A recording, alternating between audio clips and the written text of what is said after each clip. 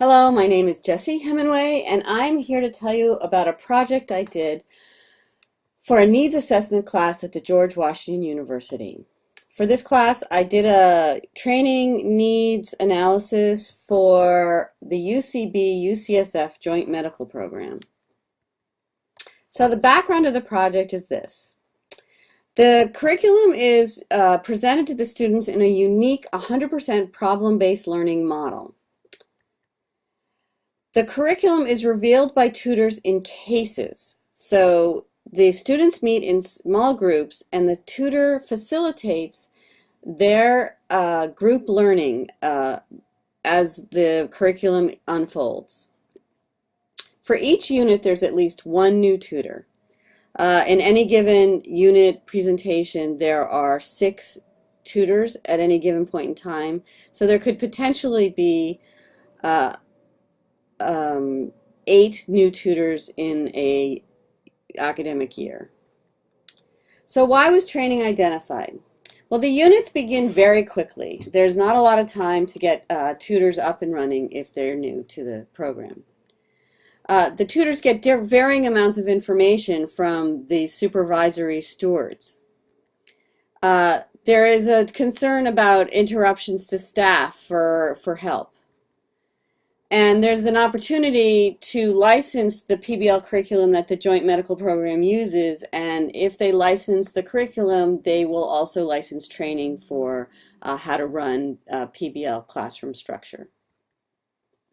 So what was the data I collected? I reviewed the literature on PBL best practices to get a background for what the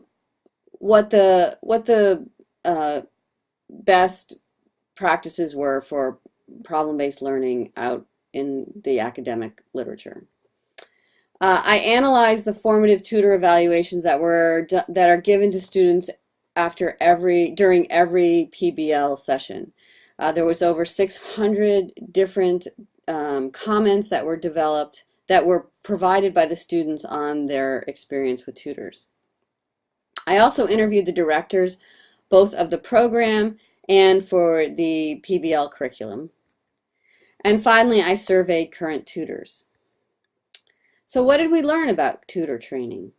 Overall, we learned that the students love the tutors, and the tutors love the students at the JMP. That training is not necessarily the issue. Most of what the tutors felt they needed was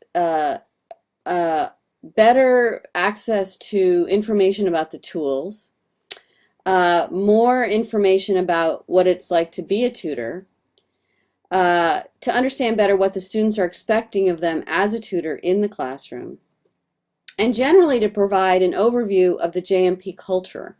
Since many of these students have been in tutorial over and over again, they have a system and the tutor doesn't necessarily know what that is.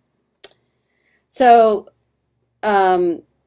the other thing is communication, is to develop communication between the tutors and other tutors, to develop communication between stewards and tutors, and to develop a better understanding of how to get information at the JMP.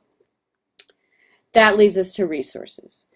It was identified that it would be great to have a library of information available for the tutors to draw upon during their time at the JMP, and also potentially to develop video tutorials of different problems that could be encountered during the group process.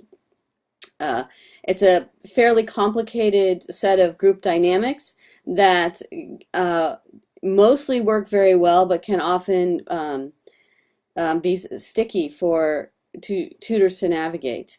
It also wasn't clear always to the tutors how much or how little information or interruption they should give, and what the protocols are for providing information or to direct the group. So while training may have initially been developed or identified as a way of creating a smoother entry into problem-based learning environment, Really what the tutors needed, being very busy medical professionals, was access to examples and opening up of communication between the different players of the JMP program. Thanks for listening. Bye.